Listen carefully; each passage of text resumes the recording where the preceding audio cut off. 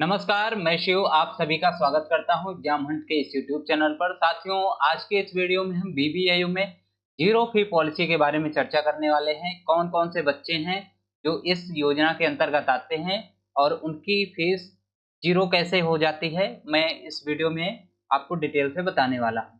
अगर आप चैनल पर नए हैं तो चैनल को सब्सक्राइब कर लें और बेल आइकन को प्रेस कर दें ताकि ऐसे ही इंफॉर्मेटिव वीडियो हम आप तक पहुंचाते रहें। तो बिना देर किए हुए हम लोग वीडियो की शुरुआत करते हैं। 27 जून को एक नोटिस जारी की गई थी। नोटिस में इन्होंने कहा है कि जो भी बच्चे एससी/एसटी कैंडिडेट हैं, जो एससी/एसटी कैटेगरी से आते हैं, वे बच्चे इस यूनिवर्सिटी में जीरो फी पॉलिसी के अंतर्गत एडमिशन पा सकते हैं। और ये कैसे प्रोसेस पूरा होने वाला है, मैं आपको एक-एक करके बताता हूँ। सबसे पहले आपको पता ही होगा कि इस यूनिवर्सिटी में 50% सीटें जो है वो एससी/एसटी बच्चों के लिए रिजर्व हैं। और इसी रिजर्वेशन के तहत उनको जीरो फी पॉलिसी में एडमिशन दिया जाता है। इस योजना में आप एलिजिबल कब होंगे, उसके लिए कुछ शर्तें हैं। एक-एक करके हम उन सब के बारे में देख लेते हैं। पहली शर्त है कि केवल वे ही विद्यार्थी इसके पात्र होंगे जो उत्तर प्रदेश राज्य से संबंधित हों, अर्थात उत्तर प्रदेश राज्य के निवासी हों और जो उत्तर प्रदेश राज्य से के संबंध में विनिर्दिष्ट अनुसूचित जाति जनजाति यानी एससी/एसटी से संबंधित हो और उन्होंने किसी मान्यता प्राप्त विश्वविद्यालय या माध्यमिक शिक्षा बोर्ड से मैट्रिकुलेशन या हायर सेकेंडरी स्कूल या इससे ऊपर कोई उच्चतर परीक्षा उत्तीर्ण की हो, वही बच्चे इसमें एलिजिबल होंगे। तो जो बच्चे उत्तर प्रदेश के हैं वही इसमें एलिजिबल होंगे और उनको ऑनलाइन आवेदन करना होगा जिसमें अपना पूरा डिटेल भरना होगा। कोई भी उसमें गलती नहीं होनी चाहिए। अगर गलती होती है तब उनको इस योजना का लाभ नहीं मिलेगा और जो आपकी फीस है वो वापस नहीं आएगी।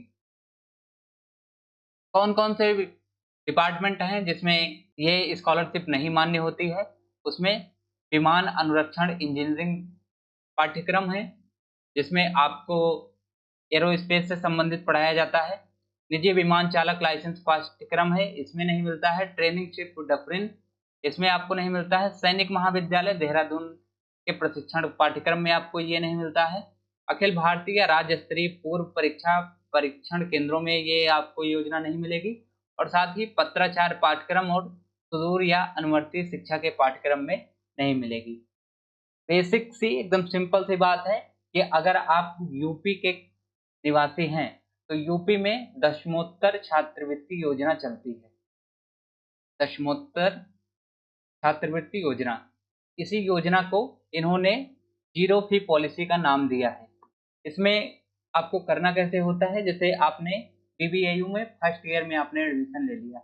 जैसे आपने बीबीएयू में किसी भी कोर्स में फर्स्ट ईयर में आपने एडमिशन लिया, तो जब आप फर्स्ट ईयर में एडमिशन लेंगे तो अक्टूबर से दिसंबर के बीच में आपका रजिस्ट्रेशन स्टार्ट होगा। अक्टूबर से दिसंबर के बीच में स्कॉलरशिप का रजिस्ट्रेशन स्टार्ट होगा। आप स्कॉलरशिप का फॉर्म भरिए, यूपी स्कॉलरशिप का फॉर्म आप फिलअप करिए। स्कॉलरशिप का फॉर्म कैसे फिलअप करना है जब स्टार्ट होगा तो मैं आपको डिटेल से बता दूंगा, तब आप उसको देख के स्कॉलरशिप का फॉर्म भरिएगा। स्कॉलरशिप का आप फॉर्म भर देते हैं। फॉर्म भरने के बाद उस फॉर्म का 2 प्रिंट निकालना होता है। एक प्रिंट अपने पास रखना होता है और दूसरा प्रिंट आपको यूनिवर्सिटी में सबमिट करना होता है। जब आप यूनिवर्सिटी में सबमिट कर देंगे, आपका सारा डाटा चेक कर लिया जाएगा। चेक करने के बाद उसको पास कर दिया जाता है, फॉरवर्ड कर दिया जाता है। फॉरवर्ड करने के बाद डिस्ट्रिक्ट लेवल पर उसकी जाँच होती है। डिस्ट्रिक्ट लेवल पर जाँच होने के बाद उसको आगे स्कॉलरशिप के लिए भेज दिया जाता है। और ये स्कॉलरशिप जो है वो एससी/एसटी बच्चों को 2 भागों में मिलती है। 40% 40% हिस्सा वो स्टेट आपको देता है और 60% हिस्सा आपको सेंट्रल द्वारा मिलता है। तो ये 2 भागों में आपको स्कॉलरशिप ये देखने को मिलती है।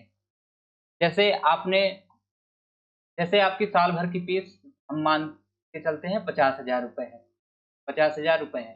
तब एससी/एसटी बच्चों के लिए 50,000 आपको फीस आपकी वापस हो जाएगी और उसके साथ ही आपको 2 से 3,000 रुपए एक्स्ट्रा आपको स्कॉलरशिप मिलेगा। तो लगभग 52 से 53,000 रुपए आपको फीस मिलेगा। वही इन्होंने इसमें पूरा डिटेल से बताया हुआ है। आपके पास डॉक्यूमेंट में निवास प्रमाण पत्र होना जरूरी है। निवास प्रमाण पत्र अभी इस समय आधार कार्ड से ही वेरीफाई हो जा रहा है, तो आधार कार्ड आपके पास होना जरूरी है। आधार कार्ड लिंक आपके पास बैंक अकाउंट भी होना चाहिए, तब आप इसके जो है इसमें पार्टिसिपेट कर पाएंगे। आपके पास इनकम सर्टिफिकेट होना चाहिए, कास्ट सर्टिफिकेट होना चाहिए, और ये जितने भी डॉक्यूमेंट होंगे वो अभी हाल फिलहाल के बने होंगे, ज़्यादा पुराने नहीं होंगे कि 2 साल 3 साल पुराने हों, तब वो नहीं चलेगा। अगर अभी आपने सीयूईटी के फॉर्म के समय जो भी डॉक्यूमेंट बनवाया था वही आप इसमें यूज़ करिएगा। हमने अभी आपको बताया कि 40% स्कॉलरशिप स्टेट से मिलता है और 60% जो है वो सेंट्रल द्वारा मिलता है। और ये जो आपको स्कॉलरशिप मिलेगा आपके आधार से सीडेड जो अकाउंट नंबर होगा जिसपे एनपीसीआई होगा उसी पर ये आता है, आपका पैसा उसी पर आएगा। और जैसे 1 साल आपकी फीस वापस आ जाती है, पैसा आपका वापस आ जाता है जितना फीस आपने दिया है, तो उसके बाद उसी रजिस्ट्रेशन नंबर और पासवर्ड, इसी पासवर्ड से आपको अगले साल फिर से रिन्यू कर लेना होगा। रिन्यू कर लेंगे तो फिर से आपको उतनी ही स्कॉलरशिप जितना आपकी फीस लगी होगी उससे बढ़ के मिलेगा। ये एससी एसटी बच्चों के लिए रहा, लेकिन ये यूपी स्कॉलरशिप की जो योजना है, यूपी स्कॉलरशिप, इसमें एससी एसटी, ओबीसी, ईडब्ल्यूएस और पीडब्ल्यूडी जितने भी कैंडिडेट हैं सभी इसमें एलिजिबल होते हैं, सभी एलिजिबल होते हैं और सबकी फीस जो है लगभग वापस आ जाती है। तो आप सारे बच्चे जो यूपी के निवासी हैं, आप एडमिशन लेते हैं तो यूपी स्कॉलरशिप का आप फॉर्म भरिएगा और इसमें पार्टिसिपेट करिएगा, आपकी फीस वापस आएगी। ईडब्ल्यूएस, ओबीसी, इन दोनों केस में जो है पूरी फीस तो वापस नहीं आती, लेकिन कुछ परसेंट लगभग 70 से 80% फीस आपकी जितनी लगी रहती है उतनी वापस आ जाती है। एससी एसटी कैंडिडेट की इनकी 100% फीस आपकी वापस आ जाती है, जितना इन्होंने फीस लगाया होता है। डॉक्यूमेंट की बात कर लें तो आपके पास क्लास 10th और 12th का मार्कशीट सर्टिफिकेट होना चाहिए, आधार कार्ड होना चाहिए, आधार कार्ड होना चाहिए, आपके पास अपना एक बैंक अकाउंट होना चाहिए जो आधार से लिंक होना चाहिए। अगर लिंक नहीं है तो उसको आप लिंक करवा लीजिएगा।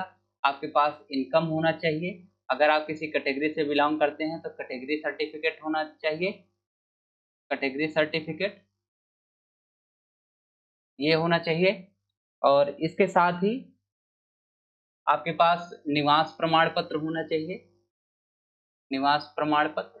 आपके पास आप जो पिछली कक्षा जो है पास हुए हैं, जैसे क्लास 10th और 12th पास हुए हैं, तो इसका पूरा एक फ़ोटोकॉपी होना चाहिए।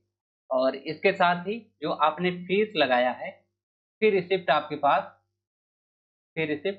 पास होना चाहिए। इतने डॉक्यूमेंट फ़िलहाल में आपके पास होने चाहिए, और भी जो डॉक्यूमेंट लगेंगे, मैं आपको बताऊँगा जैसे ही स्कॉलरशिप की योजना स्टार्ट होती है।